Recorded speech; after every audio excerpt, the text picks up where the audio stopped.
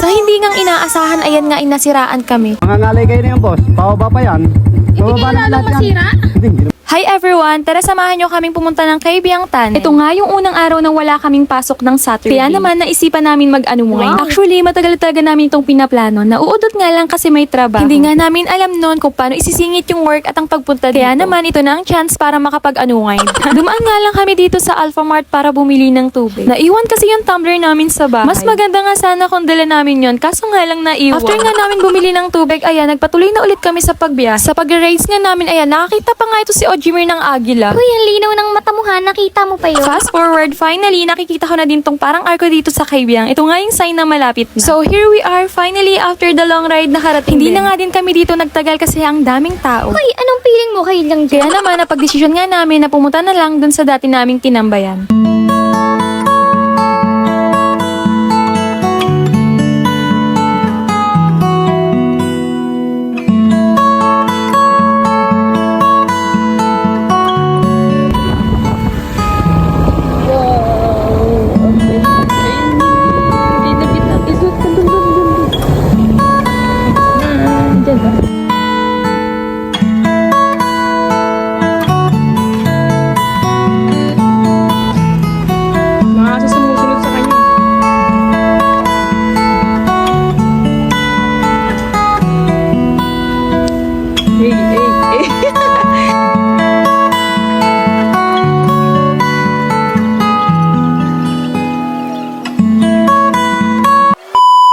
Sa hindi ngang inaasahan, ayan nga inasiraan kami. Nasa kondisyon nga naman yung motor namin kasi bago. Kaso yun nga lang, kailangan pala muna lagyan ng sealant yung gulong kahit na bago pa yung motor. Lalo na nga daw kung tubeless yung gulong. Anyway, yung gulong lang naman namin yung nagka-problema sa motor kasi bigla kaming na-flat. Syempre, bago nangyari ito, kinabahan kami kasi hindi namin kilala tong lugar. Akala nga namin walang malapit na repairing shop para sa pagpapaayos ng motor. At buti na nga lang, hindi pa kami nakakalayo nun sa pinanggalingan namin. Ayun, nagpatulong na nga lang din kami dito kina kuya. Shoutout nga pala sa inyo kuya, maraming salamat po sa inyo. Actually, kapag talaga kami nagbabiyahe, lagi namin pinapacheck yung motor. Nagkataon nga lang talaga na kampante kami kasi bago tong motor. Napasabi pa nga ako nun sa isip ko na dinaig pa siya ng lumang motor. Uy, grabe ka naman. Na-judge mo agad.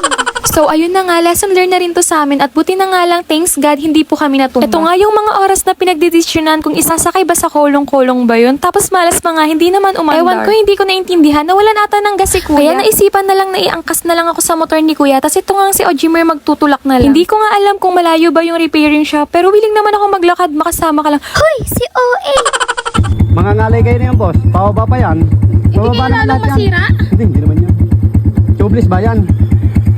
Tubeless yan, maano naman Sige, dahan-dahan ka lang. dahan-dahan lang, tara. Dandang ka lang.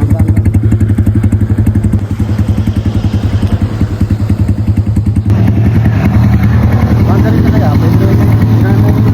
Ganito rin siya. Banda rin yan.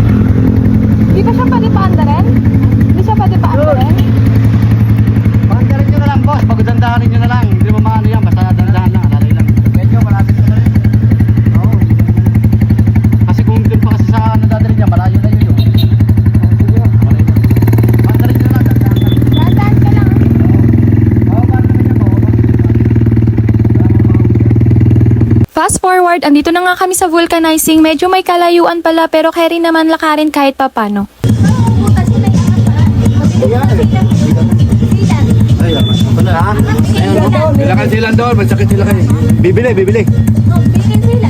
Paano yan? Ayun, sakit ng anak. Sila doon. Pero muna, isan mo. Isan mo muna, boss. Double. Ayun, maganda. Ito ka pala natin dito, boy. Lagi na. Baka.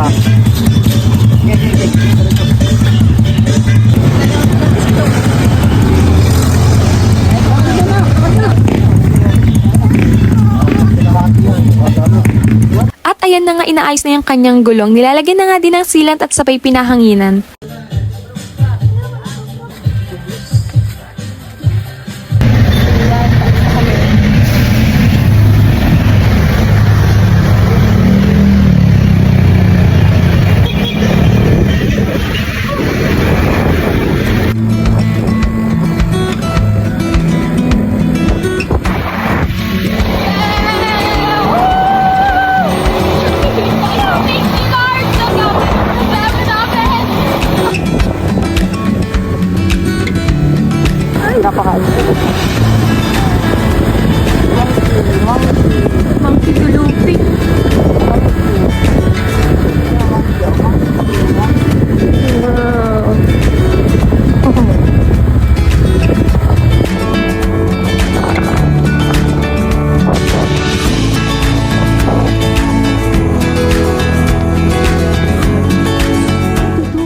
Actually guys, dito talaga yung balak namin pumunta kasi na-miss namin yung lasa ng pagkain Nung nag-swimming kasi kami nung last December, dito kasi kami kumain nun bago. Ito kasi yung una kong nakitang kainan. Tapos sabi ko nga kay Ojimir noon, what if itry nga namin dito? Tapos ayun, nagustuhan nga namin yung lasa ng foods dito. Bukod sa foods, napakaganda din ang view dito.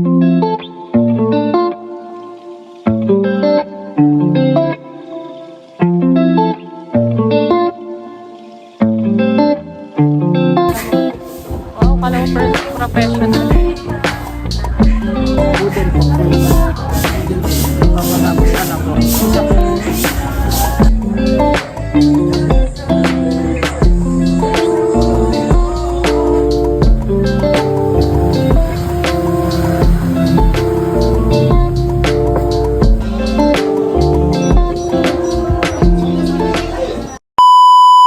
Fast forward, kinagabihan nga ay nagkayaan nga kami dito na mag-night ride. Sulit na sulit talaga namin ang day off.